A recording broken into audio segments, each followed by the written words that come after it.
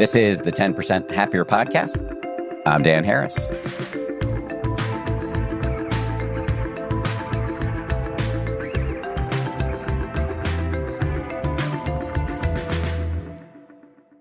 Hello. I cannot tell you how impressed I was by Michael Imperioli. Actually, I can tell you. I'm telling you right now. It's a ridiculous expression. Anyway, I've been watching Michael Imperioli for decades in Goodfellas, on The Sopranos, and most recently on White Lotus. I vaguely knew that he was interested in Buddhism, but it wasn't until I sat down with the guy face to face that I realized what a deep, deep practitioner he really is. He's actually grown into something of a meditation teacher, in fact.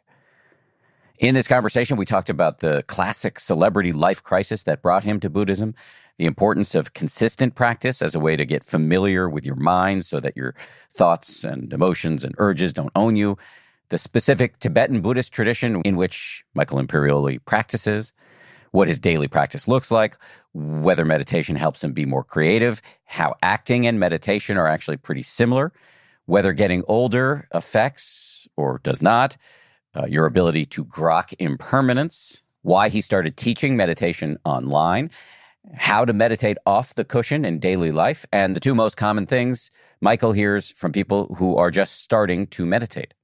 I should say this is the first in a series of big-name interviews we're going to be doing this month. It's a new series we're calling Boldface. Every Monday in May, we're talking to a celebrity who has the guts to spill their guts. Stay tuned for Mike D and Neil deGrasse Tyson coming up. And then on Wednesdays this month, we're going to do some deep Dharma. We've got a bunch of Buddhist teachers on the show to break down a classic Buddhist list, the Eightfold Path.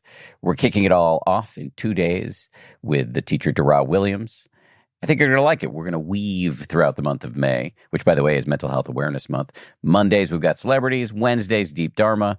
Let us know what you think. Just a little bit more to say about Michael Imperioli before we dive in here.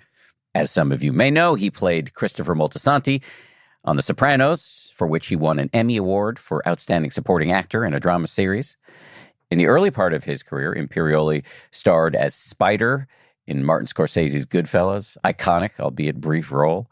He also had supporting roles in films including Jungle Fever, Bad Boys, The Basketball Diaries, Shark Tale, and The Lovely Bones. Imperioli also co-wrote the screenplay for Summer of Sam with Spike Lee and wrote 5 episodes of The Sopranos. He also wrote and directed the feature film The Hungry Ghosts. Most recently, he starred in the 2nd season of the outstanding HBO drama series The White Lotus, which, by the way, I hear is going to be set in Asia in season 3, and it involves some themes of Eastern spirituality. So Mike White, writer, creator, director of The White Lotus, if you're listening to this, I'd love to have you on the show. Anyway, today it's Michael Imperioli. It's a great conversation. Michael Imperioli, welcome to the show. Thank you for having me, Dan. It's a pleasure. I've been a fan since your Spider days and all the way up through White Lotus, so I've followed your career. I kind of vaguely knew you were into Buddhism, but it wasn't until my producer, Gabrielle, put together this research packet on you that I saw. I was kind of blown away by you've really dedicated a lot of time and energy to this. Yeah, it's the kind of thing that over time has become a bigger and bigger part of our lives. My wife, Victoria, and I, we went to our first teaching in 2007 here in the city. Oddly enough, it was only a few blocks from where we were living, and we had no idea. There was that East West Books, which was at that time on Fifth Avenue. It's like a, new age bookstore or whatever. And we saw a poster and we went. And when we walked in, we realized in the 80s, it was a very decadent nightclub, like sex, drugs, and rock and roll joint that both of us had been to before we met, late crazy night place. And now it was a Tibetan Buddhist center. It was run by a guy named Gelek Rinpoche, who was a wonderful Tibetan Buddhist teacher. He became Allen Ginsberg's teacher after Chogyam Trungpa Rinpoche died, who was Ginsberg's first Tibetan Buddhist teacher. He had a wonderful center in Tribeca. He passed away a few years ago. And he had a center in Ann Arbor. And in 2010, I lived in Detroit for about 9 months, and I would go see him on the weekends. But he was a wonderful, wonderful Lama. And that was the first teachings we started going to, and it really made an impact, What motivated you to seek this out in the first place? Misery, dissatisfaction, depression, I guess. I mean, I don't know if clinical depression, but just kind of disillusionment. I spent my 20s pretty much, working. I used to produce a lot of theater when I was in my 20s and a lot of independent movies. I was involved in a New York indie scene and stuff. But also trying to get work, trying to get an agent, getting an agent, trying to build a career. I was very, very, very driven to do that. Barely left the city unless it was for work or something. And, really wanted to be successful, not just work. I wanted to have a certain degree of success in this business.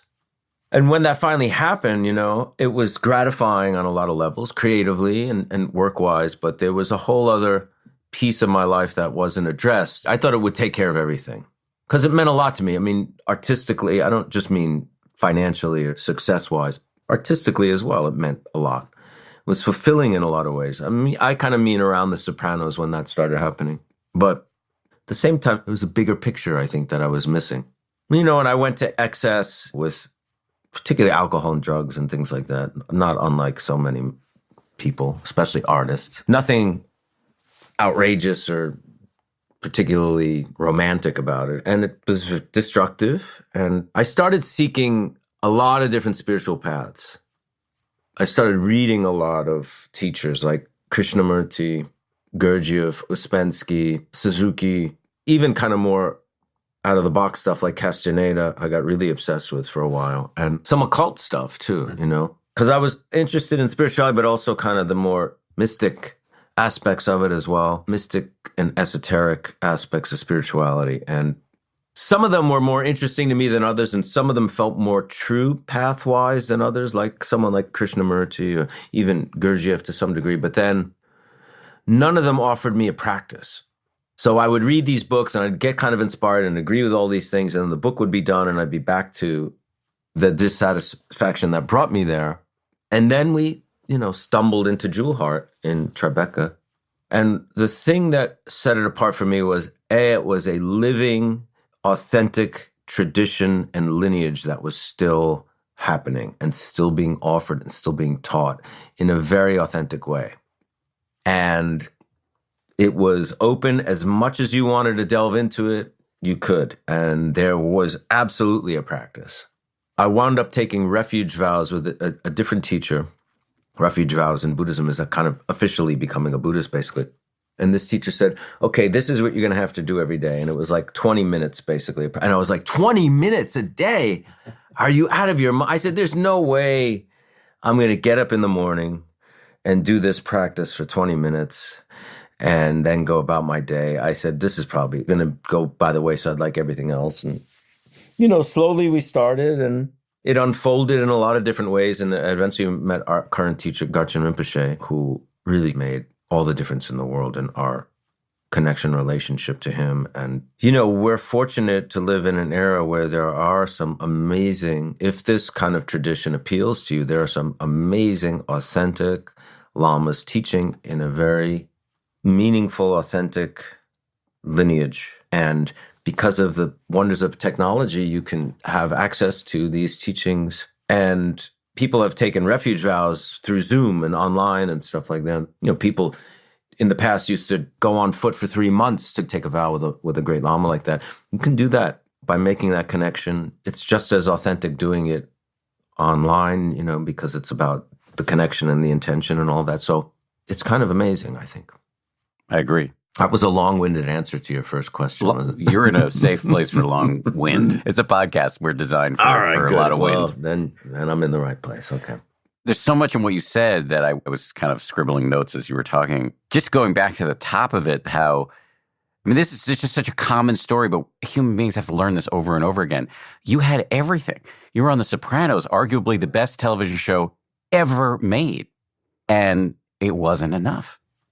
Yeah, and it was really good. The work was really good. I loved every minute of it. I loved the people I worked with. I loved the work I did. I loved the character. I loved the acting I did on that. I got to write for the show and do some producing on the show. And then we had a theater that my wife and I built where we ran and produced new plays that had never been done. We were both co-artistic directors there. I started making music with the band Zopa, who I'm still with today. And it was a very fruitful time creatively. I had kids.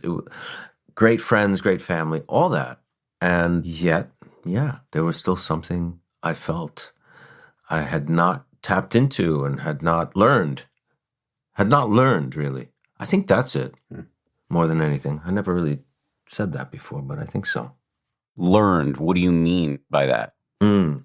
Why is that a revelation as the word issues forth from your mouth? Because kind of the most important thing in Buddhism is the view of Buddhism, and all the methods that come from what the view is about are methods to bring you to the truth, to what reality is and who we are and why we're here and all those things like that, right? So the view in Buddhism can be really broken down to like interdependence, impermanence, dependent arising, meaning we always have this illusion that everything is about our volition and things happening to us or things happening in a vacuum almost, and that our true reality is non-dual, right?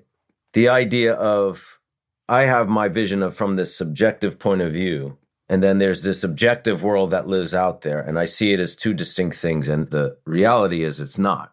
So Buddhism offers methods to make that view take root and blossom in your consciousness, if you will. So you're not just a victim of this ego-driven mind that seeks only to benefit itself all the time or benefit the others in their immediate world that they deem worthy of benefit, that kind of thing. So learning that in a way, I mean, that's probably a many lifetime process to learn all those things, but the goal is not to be a good Buddhist, right?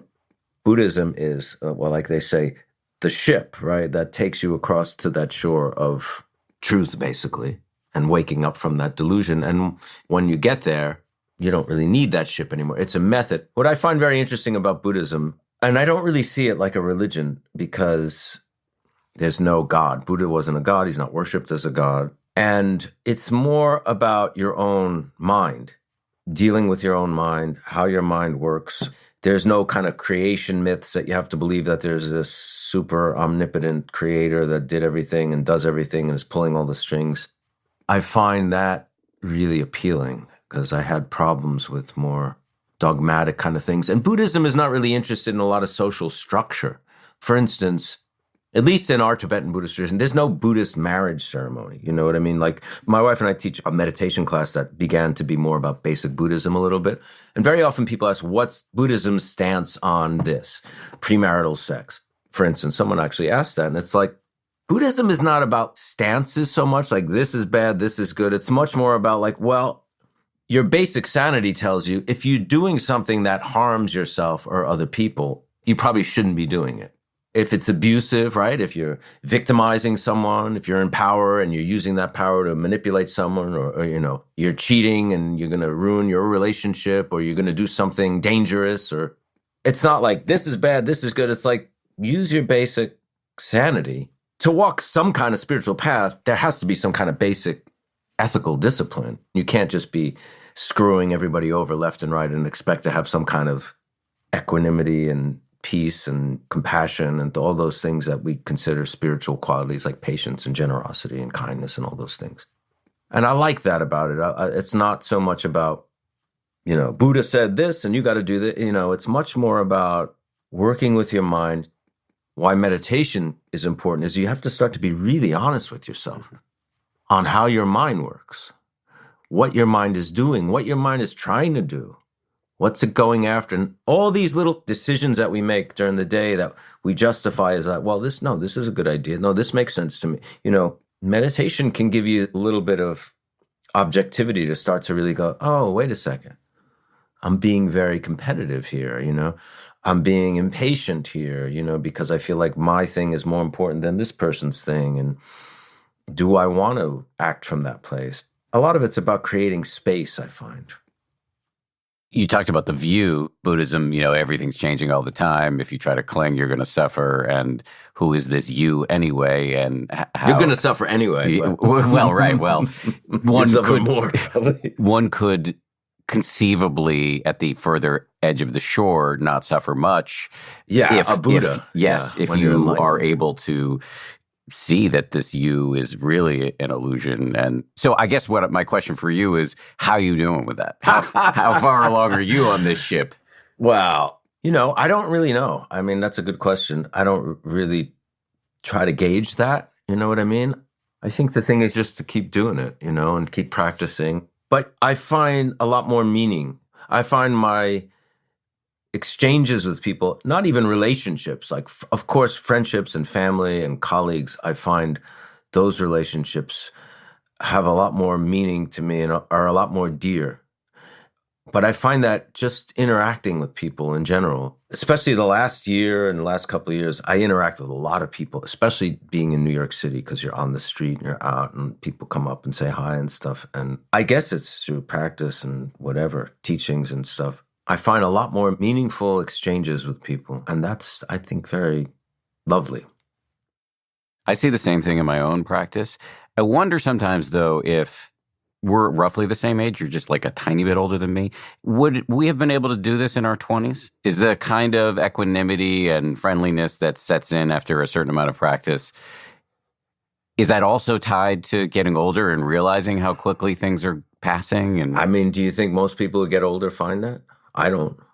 I look around and see a lot of people who stay exactly the same. Yeah, that's a fair point. A lot of people I know doing the same exact thing, same very similar mindset. And the fact is, we didn't do it in our 20s. You know, it's like they would say in Buddhism, it wasn't our karma to do it in their 20s.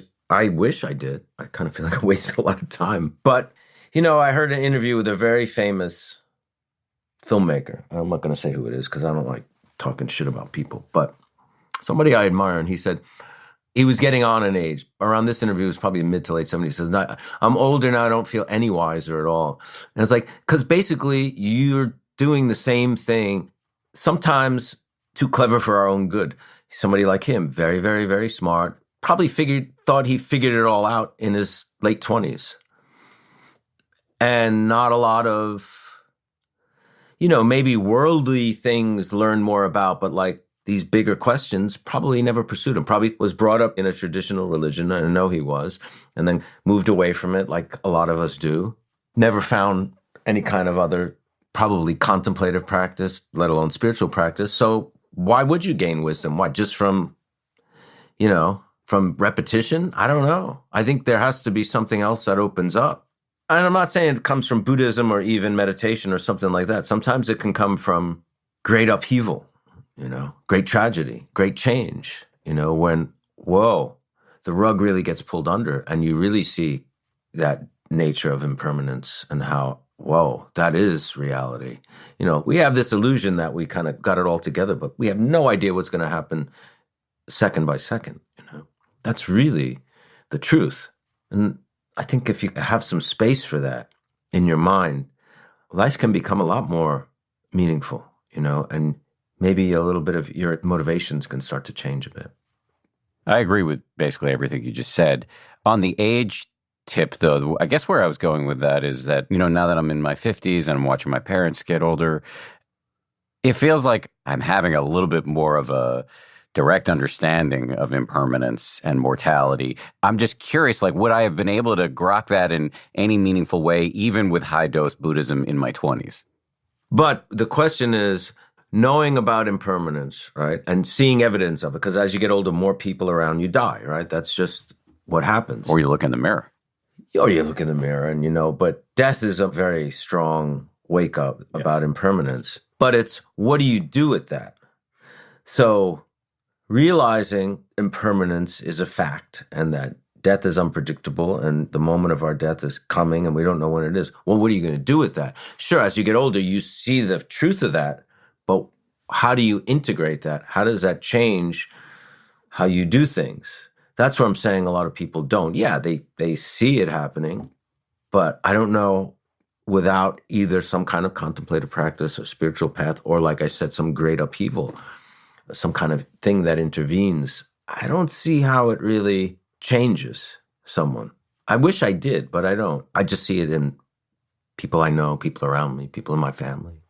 I think you make a powerful point about practice. I mean, you talked about this a little bit earlier, that you were kind of doing all of this studying and traveling within quote unquote spiritual circles, reading all these books, and you'd read Krishnamurti and then be inspired, and then it just fizzles because our whole wiring, we're programmed to forget this stuff. You know, we're right back into our usual grooves that society is pushing us down. And not all of them terrible necessarily, but, you know, individual achievement, purchasing stuff, getting the next hit of dopamine.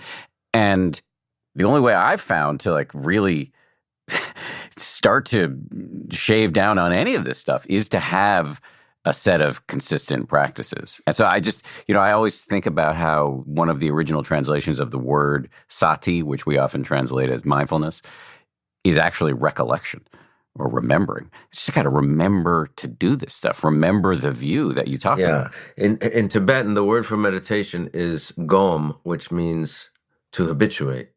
To get familiar with your mind, yes. Yeah.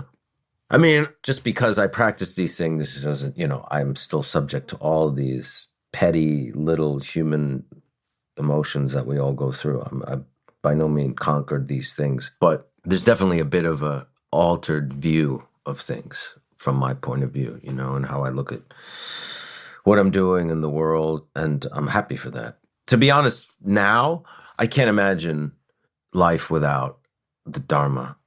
Because then it becomes like, well, what are you doing here? Is it the next job and, more success, a bigger house, your kids get old, and then why am I here?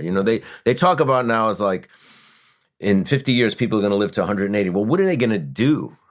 From 80 to 100, those 100 years, they better have stuff to do, and everyone thinks that's going to be so great. We're going to live that long. It's like, well, I hope we're really useful if we're going to live that long and not just be consuming stuff and like watching TV and scrolling through Instagram and stuff like that. I don't know, but I'm incredibly grateful and indebted to these teachers that have kept these traditions alive. How does it impact your craft of acting? I just finished watching you in the White Lotus. You were fantastic. The show was fantastic. By the way, how cool is it that you're on, in this course of your career, 2 of the most iconic and critically lauded shows? Yeah, that's luck, I guess. I mean, White Lotus came out of nowhere, kind of, for me.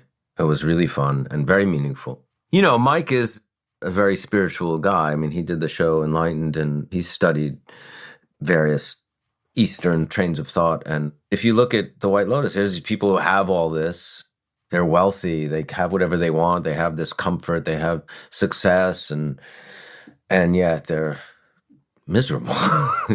Everybody's yeah, miserable. And it's an interesting point. How has it affected my work? I don't really know. Definitely the themes of the stuff that I do, the more personal work like songwriting or fiction writing or screenwriting, stuff that I'm working on, acting like on the White Lotus, I'm using someone else's words, but stories that I'm creating, absolutely. Buddhism has an effect there, and turning towards themes that relate to it. As an actor, technically, I'm not really sure. I mean, I imagine meditation is helpful for concentration, but, the true point of meditation is so much more important than just doing a good job on a TV show.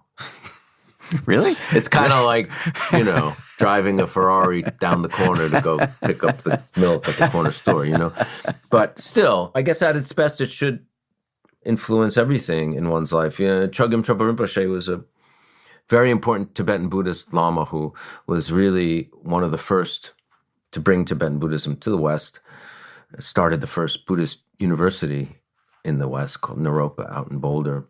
And he was very interested in Dharma art. When Naropa opened in the 70s, he encouraged a lot of artists like Allen Ginsberg and Anne Waldman started the Jack Kerouac School of Disembodied Poetics there because he felt, his goal was to create an enlightened society. And he planted the flag of Dharma and planted all these seeds. And there's Shambhala centers that he started that are in different parts of the country and the world. And this university and his books that keep coming out. He's been dead for, 30-something years. And every year a new book comes out because there's all these transcripts and recordings that he made. He died very young in his 40s. His vision was to an enlightened society where there's enlightened doctors and enlightened firemen and enlightened teachers, or at least those on the road to enlightenment. But he felt a lot of that movement and shift needed to come from the artists first. So a lot of Naropa's programs were art and psychology a lot too. A lot of his students were hippies, like in the 60s and early 70s. And I've met a bunch of them. A lot of them wound up becoming artists and therapists. So I think the intersection of Buddhism, and not just Buddhism, but any kind of contemplative practices and art are very vital ones. And I think I've noticed, for some reason, Buddhism is less intimidating to a lot of young people. People are not intimidated by the concept of Buddhism. I think they feel like there's kind of a user-friendly thing to it. And I think a lot of younger people are very suspicious of organized religion and theism, God. And I think that when they start to realize that Buddhism is not a theistic religion, it piques a lot of interest, because younger people is where our future is for real, And I mean, we're at a very strange place in history, right? Where technology is so advanced and our minds are so busy and occupied all the time. So different than 100 years ago. I mean, just like, I guess we have to have some hope. And I have a lot of hope for the younger generations. I really think they're a lot more open-minded than my generation certainly was. A lot more tolerant of differences in people. That gives me a lot of hope. Just back to the acting thing, your point is well taken about how art is so important in terms of changing the world, really. Just on a very tactical level, though, I can imagine how having a meditation practice could put you right there in the moment in a way that would be helpful for acting, maybe boost your spontaneity, et cetera, et cetera. I guess so. But to be honest, when I started training at 17, I went to the Lee Strasberg Theater Institute, which came out of the Actors Studio, which is right a block away from here, actually. Actors Studio was really the beginning of the great American film acting tradition started out of that, because that's where Brando and James Dean and those great actors came from. And the first thing you do is you do relaxation exercise. I mean, you sit in a chair and you let all the tension in your body go. And you breathe.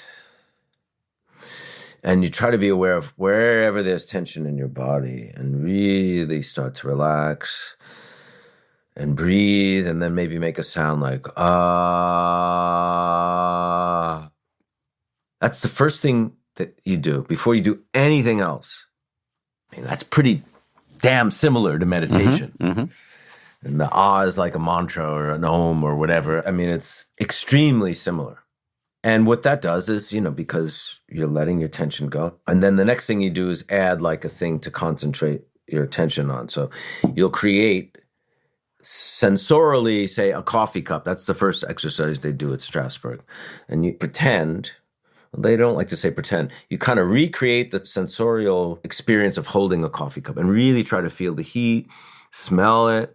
So now you're focusing all your senses and all your awareness on this object. So your concentration isn't all like, oh my God, the class is looking at me, and the teachers will know your concentration is just here on these things. And you really try to hone in on this object through the use of your imagination, your senses, your concentration, and your will.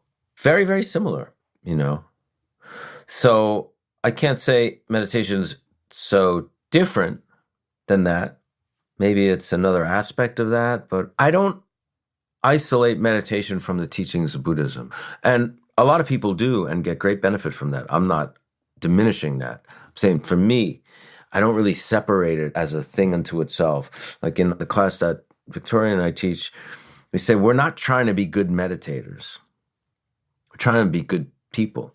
The goal is not to be, it's not like, I'm going to be really good at the treadmill, The goal is to be healthy. That's why you're on the treadmill, right? The goal is not to be, I'm a great meditator. No, the goal is to be a better person, or a happier person, happier in a way that's not just about this self-serving, selfish happiness that includes others and ultimately all beings, like in the Mahayana tradition of Buddhism. Coming up, Michael Imperioli talks about what his daily meditation practice looks like, what he means when he talks about praying, why he started teaching meditation online, and the significance of his Buddhist name and why, after dismissing it for years, it's actually now become central to his practice.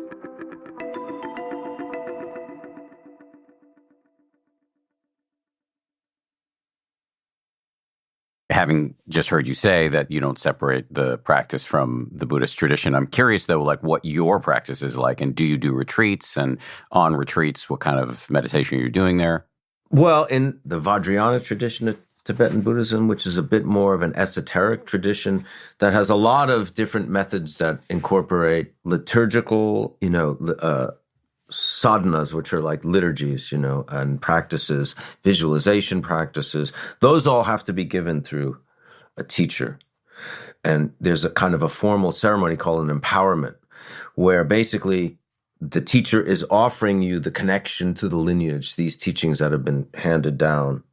It's a formal ceremony to make a connection to this lineage. So the teaching's not just you learning this method, but it's you learning this method in the context of this lineage and being a part of this. It's Tantric Buddhism. Tantra means connection. So it's your link to the prior teacher going all the way back to the Buddha, basically. So there's times when I'll do a practice that my teacher has given me in that tradition. There's times when I'll just do basic mindfulness meditation. But the important thing, usually Buddhist practice has 3 parts.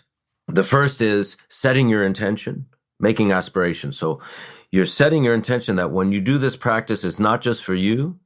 And we say something called the 4 measurables, which is may all beings have happiness and the causes of happiness. May all beings be free from suffering and the causes of suffering. May all beings not be separated from the happiness that has never known suffering. May they rest in equanimity, free from attachment, anger, and aversion. That's the first thing you say. And you're not just saying it by rote, but really trying to create some kind of altruistic motivation through your practice. That it's not just for you to feel good. It's not for you just to feel distracted from the day or whatever. There's a bigger picture. Yeah, it is for you as well, because you're among these beings. But that there is a bigger picture. And maybe it's that practice, or maybe it's just sitting, mindful meditation. Sometimes I also do certain prayers for people who have passed. It might be that kind of thing. So that's the meat of the practice, per se, that second component of the practice. And then the third is dedication. So when you do some kind of practice, because if you have these positive intentions, you gain a certain degree of merit. Basically, you're kind of creating positive karma or something. And then what you do is you dedicate that merit to the benefit of all beings. And we say this prayer, by this merit, may all beings obtain the omniscient state of enlightenment and conquer the enemies of faults and delusions. May they be liberated from this ocean of samsara and its pounding waves of birth, old age, sickness, and death. That's the closing dedication prayer. As those beginning and endings are very, very important, because it's almost like if you don't dedicate the merit gets used up very easily. It's almost like you get a little credit and you'll burn that. But if you take that credit and you put it it's like this great cosmic hedge fund or something like that, where all, you're you're taking a drop of water and putting it in the ocean. So now that drop of water becomes the ocean. That's kind of the theory. But there's always an aspect, pretty much always an aspect of just quiet mind meditation, where you're just like really in stillness, and if a thought comes in, letting it go and let it dissolve. And there's always an aspect of that, even if you're doing some kind of Vajrayana practice or something like that. You use the word prayer a couple times in there. When a Vajrayana Buddhist uses the term prayer, in my understanding, it's quite different from the way, a Catholic or a Jew might talk about prayer, where you're asking a higher power to intervene or intercede in some way. Yeah, that's a tricky thing in Buddhism, because if non-duality is one of the views of Buddhism, who are you asking? So it's not so much supplication per se and asking for intervention, but it's more acknowledging. I left this out. This is very important. In Buddhism, all sentient beings, not just people, have Buddha nature, which means the enlightened nature is already in us. It's not something we get from outside. What we do is uncover it. And how we do that is clear away the obscurations of the self, the mental constructs, the habitual patterns, the negative ideas about things, and all that. So we're kind of honoring that Buddha nature. When you take refuge in the Buddha, but ultimately you're kind of, by saying you take refuge in the Buddha, in some ways you're also saying I'm taking refuge in my own true nature, which is Buddha. We started the meditation class during the pandemic online, promoted it through Instagram, and it's free. You just sign up for the Zoom invite through my bio and Instagram. But it started out just as secular meditation. I asked my teacher, I said, a lot of people are writing me, I want to learn how to meditate. Should I teaching me, he said, yeah, if you have the intention to benefit people, then go ahead and teach meditation.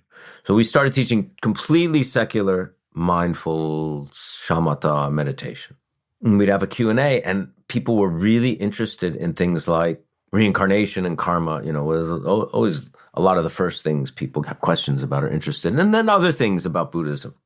And I went back to my teacher. I said, they're asking a lot of questions about the Dharma. What should we do? He said, you can talk about it, but keep the focus on the mind, because Buddha is not the name of a man, it's the name of mind. So this Buddha nature that I'm talking about that we all innately have is exactly the true nature of our own mind. Because everything we do, everything we experience, we do it through the mind, right? Every impulse we have first stems from the mind. Every stimuli that comes in, we take it in through the mind, we translate it through the mind, we react. The mind is like the operating system or whatever of us. And that true nature, when it's in its essence, when it's without the, like we said, these habitual tendencies and this conditioning and this impulses and the selfish impulse, when it really is resting, that's Buddha nature, and that is enlightenment, and that is Buddha. The way I think about it when I'm wishing for all beings to be free from suffering, it's not, I personally don't use the word prayer, but that may be just because I don't know enough yet, but I more think of it as a training for myself to get better at having an altruistic intention. I think that's exactly right. I think it's the same thing. That's what I'm saying. Exactly. Because we need a lot of training. At least the people at this table. 99.9% of us need a lot of training. Absolutely. Exactly what you said. Yes, that's exactly right. And it's an incredible concept that we are trainable in this way, that we're not stuck with factory settings that are unalterable. You can work on this 4-pound or whatever pound globule of cells in between your ears. That's incredible news. We're not stuck and we're not frozen and we're not doomed to a certain mindset. No, not at all. And transformation is possible. Yeah, absolutely. That's the beauty of learning these things. Going back to you and your path here, as I understand it, when you were going through one of your earliest ceremonies of becoming a Buddhist, you got a Buddhist name. You'll remember it, I won't, but I remember the translation of the name is patience. Yeah. And that word and that concept, that capacity has become increasingly important for you. Why? Yeah, when you take refuge, you get a Buddhist name. And my Buddhist name is Konchuk Zopa Sonam. So Konchuk is the family name that my teacher's lineage and his students get. And Sonam means auspicious. And Zopa means patience. It's also the name of my band. But when I took refuge with Garchen Rinpoche, he said, your name is Zopa because when you lose your patience, you lose your love. Now, when I heard that, 14 years ago, it sounded very pithy, very like Hallmark card, fortune cookie. You know what I mean? Like, oh yeah, when you lose your patience, you lose your love. Right. And I never really gave it a lot of thought. Although patience is one of the paramitas, one of the spiritual qualities that we, try to cultivate or that arise when you clear out the junk or whatever. But at some point I started thinking about it. I said, he gave me this name deliberately. And he said this to me on the day I became a Buddhist and became his student. Maybe you should think about this a little. And maybe patience is really the key to my practice. Maybe I just kind of glossed over it like something very kind of pretty, and pithy and not essential. Chogyam Trungpa Rinpoche also referred to patience. Often we think of patience as like forbearance. And he called it, especially if you're a Buddhist, an obligation. If you're a practitioner, patience is not being generous per se or forbearing some kind of hardship or something. It's an obligation. When I heard that, something really shifted.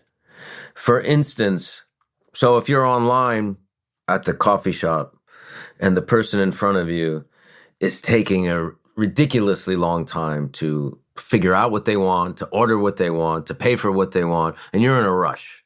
And every impulse you have said, this person's an asshole. It's a coffee shop. They should know what they want. They should have their money ready. Every impulse, because you have somewhere to go. The obligation, if you're a practitioner, is that your thing is not about you. So you're about kind of opening to this situation, saying, this person's going to take whatever time it takes for them to do it, right? And how does that shift my experience of this moment?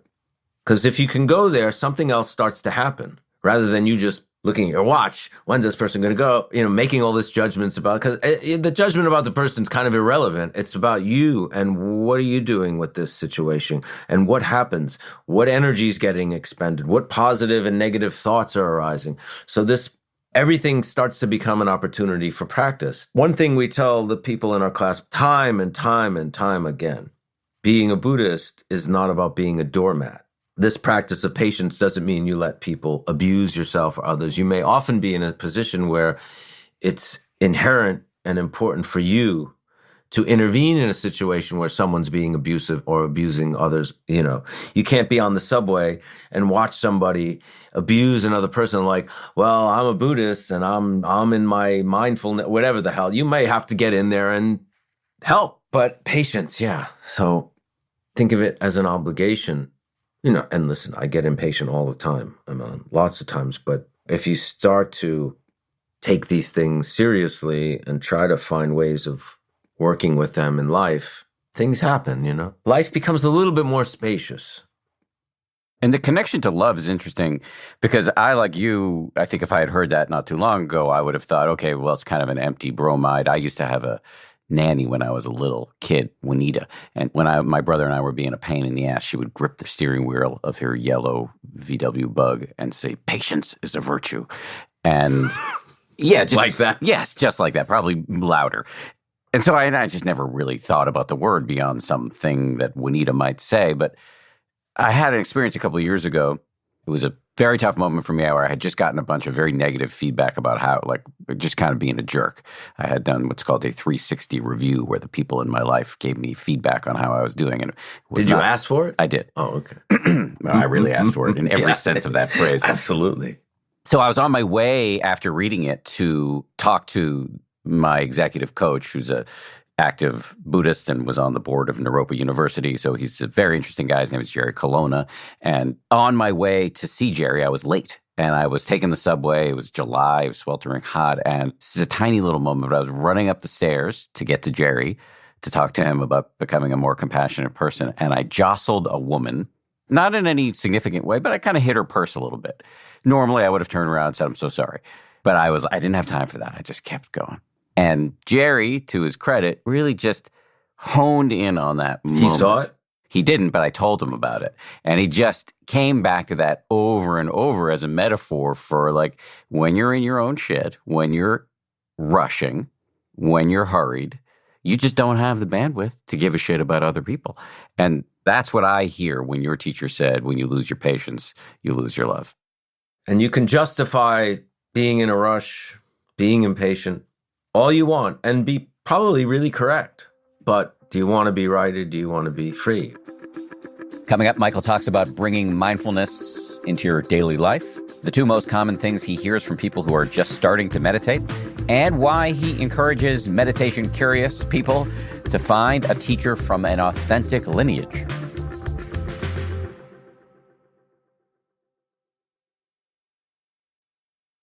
So there's a book called 37 Practices of a Bodhisattva. I want to ask you about a couple of the 37 practices, but can you just describe for people what a bodhisattva is? A bodhisattva is someone whose primary focus, and this is my definition, I wish I had the more accurate one, but primary focus in their life, primary motivation, intention is to be of benefit to all beings. And in the Mahayana tradition of Buddhism, when you take a bodhisattva vow, you are committing to returning in your subsequent lifetimes to come back rather than just reach enlightenment and be in some kind of nirvana state for eternity. You're going to come back in whatever form, human, animal, whatever form you're coming back in, to be of benefit to others, to help them towards enlightenment, and you will not stop that until all sentient beings become enlightened. That's a true bodhisattva. So if we think of Buddha nature as this capacity that is obscured for most of us, at least partially, for unbridled compassion, a bodhisattva has removed all those obscurations and is purely altruistic. Yes, or they're on the way to that. I don't think all bodhisattvas are necessarily completely enlightened and have kind of like really eliminated every aspect of kind of volition and things like that, but they make a serious commitment to that path. And, they make a very authentic commitment towards that's what they're going to dedicate their life to. So if we're interested in moving some or part of the way or all the way toward being a bodhisattva, these practices are of interest. And number 36 is, wherever you are, whatever you do, always examine the state of your mind.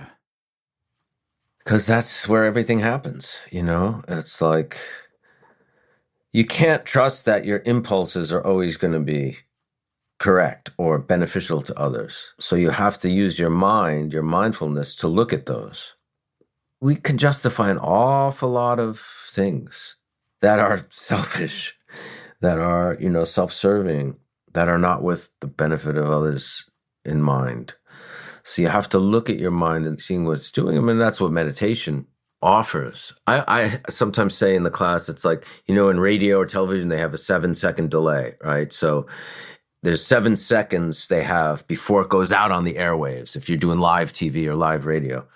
So if you say some horrible profanity, it doesn't have to go all the way out into the world. Meditation does that a little bit. It gives you this little delay that normally we wouldn't necessarily have, You can say, okay, how do I want to respond?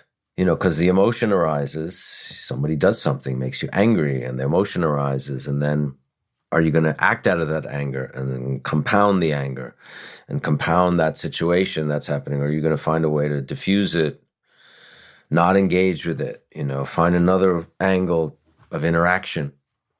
There's a Burmese teacher I've never met, but I incorporate some of his teachings into my own meditation practice. And one of the little mantras he recommends to students is to ask yourself regularly, what's the attitude in the mind right now? And it's like shining a black light on a hotel sheet. It's like you see all these terrible fluids when you ask yourself that question. And it's just useful. You can see, am I acting right now out of desire to commit a homicide? Am I acting right now out of, a desire to hoover up somebody's, Oreos? Whatever. And it can wake you up. It's the 7-second delay. Yeah. And if you are doing that, no matter where you're at, that's amazing. Because they use this analogy. It's like if you turn a light on in a room that's been closed up and dark for 3,000 years, once you put that light on, there's light in that room. So you could have a mind that's been like the size of a postage stamp for lifetime after lifetime. And somehow you get the benefit of someone giving you some teachings, and you have this moment where you actually look at the mind and have a little spaciousness. You have spaciousness at that moment, or a piece of spaciousness. It's like we talk about this in the class again. Meditation is not just for the cushion. Again, you're not just meditating to be a good meditator sitting on the cushion. You're trying to bring whatever this awareness, mindfulness that you're cultivating while on the cushion, while doing these practices, you're trying to bring that into life. Sitting on the cushions, it's not easy, right? I mean, meditation's difficult, especially when you're just starting. But even if you've been doing it a long time, it's difficult. But having that kind of spaciousness and working with the thoughts and the mind and stuff on the cushion, it's one story. Doing it on the subway in rush hour is a whole other thing. But that's really why you're doing it. Yes. You're not doing it just to be good on the cushion. I've met people where they're on that cushion, like I've been in retreat situations, and you see people sitting on the cushion in perfect kind of posture and stillness and for hours, and then, they'll complain to the chef about the food in the cafeteria or something like that. It's like, well, where did that mindfulness go? And I'm sure done the same thing myself, but I'm saying it's like that's, it's not just on the cushion. Yes, we don't meditate to become better meditators, although that's good. We meditate to get great. better at life. Yeah. And that's the point. But I try not to, in teaching it, I try to steer people away from this pass, fail, good, bad. Yes. What's really interesting, everybody says the same thing about meditation. Everybody always says, I've tried to meditate and I have a particularly busy mind and I can't meditate. It's like, so thinking that the people who meditate are these people who are already very kind of serene meditators and that's why they're able to do it. Everybody's mind is busy. Everybody. Especially if you haven't done this practice. The mind thinks that's what it does. And I hear that time and time again from people who at least they tried or they didn't try. They don't think they can. Especially like creative people who think, that's my thing. I'm creative. I'm always thinking, it's like you're no more special than anybody else. We're all a bunch of, thinking too much, monkey mind people. We're all the same. And the other misconception is that people think meditation is about not thinking, which is a horrible negative thing. You know what I mean? It's like, I can't just not think. There's thoughts come in. It's like, that's what the mind does. It thinks. It's not going to stop thinking. We're working with the mind. We're working with the thoughts. That's what we're doing. Those are two giant misconceptions that I get all the time from potential meditators or, people who are starting to meditate. Amen to both of those points. Just leads me to a question. We talked earlier about causes and conditions and, how everything that's happening right now, we're always on the crest of a wave of unfathomable ocean of causes and conditions way back to whenever. But as it's manifesting in you, it's very interesting that you have this public platform that you have because the universe put you on all these incredible TV shows and movies, and also to have a clear understanding. It's obvious. This is what I do for a living. I talk to meditation teachers, and you clearly have a real cellular understanding of this stuff. That is awesome, just to have these two things simultaneously. And it leads me to my question, which is, do you consider yourself a teacher? I teach meditation. I don't consider myself a teacher of Buddhism, although we do try to answer people's questions, but we do it more as fellow students, just talking about what I've been taught. But meditation is, I think, a very, very, very, very simple thing to teach and very kind of mechanical almost. I really, really encourage people who do the meditation class with us that if they have any interest in this, to find a teacher from an authentic lineage. I think there's a lot of pop culture, watered down versions of things that are living traditions that are connected to the source. If you're interested in this, rather than do some watered down, new agey kind of distillation, go to the source. It's still here.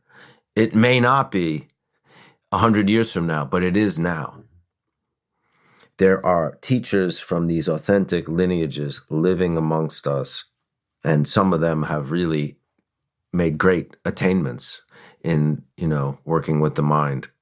I mean, to your thing about having a kind of an understanding of stuff, my aspiration is that my actions of body, speech, and mind somehow kind of reach at least my theoretical understanding of what it should do, because there's still a large gap between those things. But pouring himself some water. But sorry. There's a large gap, but look, I think it's reassuring for me to hear and for anybody to hear that you retain the capacity to be a schmuck. I mean, that part of it is that you don't want to overpromise. This is marginal improvement over time. The path isn't like a hockey stick where it's unbroken progress up and to the right forever. It's up and down and up and down. And hopefully the overall trajectory is up and to the right.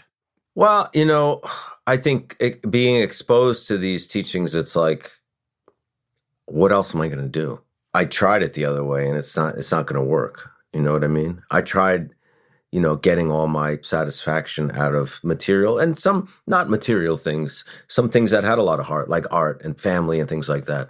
But there's still other things that I need to learn. And again, to your question about being a teacher, teaching meditation is like I teach acting once in a while too. Those things I can teach, they're very simple. And acting is actually harder to teach than meditation, to be honest. But Buddhism, again, encouraging people to find really authentic teachers is really important, because that's how you really make the progress. My thing was, if people are asking for that and you have an opportunity to share that, I feel a responsibility to. It's not like I want to be a meditation. If you told me Because the class has been going on 2.5 years. If you told me 2.5 years ago you're going to be teaching meditation and discussing Buddhism with people, kind of all around the world, because we have people tuning in from lots of different countries and lots of different spiritual traditions and stuff, Jews and Muslims and Christians and all people who are interested in meditation and maybe a little bit about Buddhism, whatever. But it was really because people were asking me. And I mean, if you can share these things, I feel an obligation to do that. It's not that I feel like I know these things and I should be teaching. I just kind of was in that position, because I was on a TV show. many TV shows. Yeah. Before I let you go, is there something I should have asked that I didn't? Anything you wanted to talk about that I didn't tee you up to talk about? Well, you talked about all the good stuff. I mean, I don't get to talk at length about these things because, most of the time people are not, familiar with it like you are, with all these practices and teachings and things like that. So it's really fun for me to talk about it. I will say that teaching meditation and discussing Buddhism with people who are new to it, some not new to it and stuff like that, has really helped my practice because it forces you to really break down how you're doing it. By articulating it and breaking it down, it reinforces your own stability a little bit in the practice. And if you're going to be explaining some of these things to people, you better at least attempt to practice what you preach, if you will. Although I don't like to think of it as preaching, but at least make an attempt. I'm not saying pretend that you succeed and pretend that you've figured it out, because Lord knows I haven't. But, I have a lot of respect for these people who come online and do these things. Some of them have been with us for 2.5 years now, and they really take it seriously, and they really ask very important questions and are vulnerable and really make an effort and putting their trust in you in something that's very important and precious, and that's very humbling. Really is. I have a lot of affection for these people. Not easy to do in this world, and to be moved to that point to want to do that. It's pretty amazing.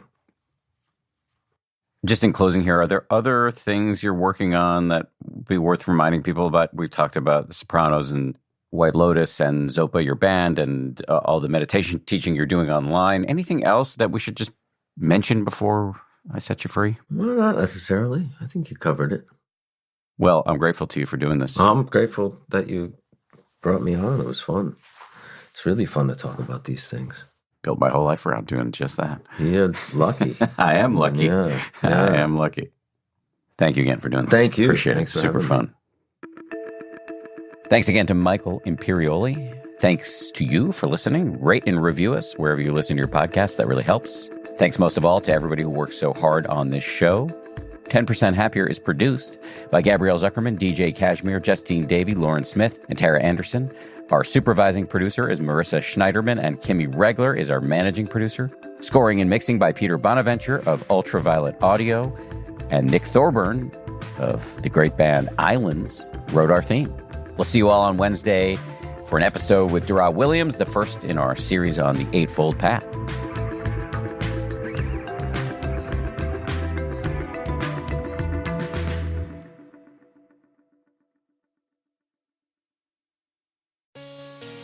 Hey, Prime members. You can listen to 10% Happier early and ad-free on Amazon Music. Download the Amazon Music app today. Or you can listen early and ad-free with Wondery Plus in Apple Podcasts. Before you go, do us a solid and tell us all about yourself by completing a short survey at Wondery.com/survey.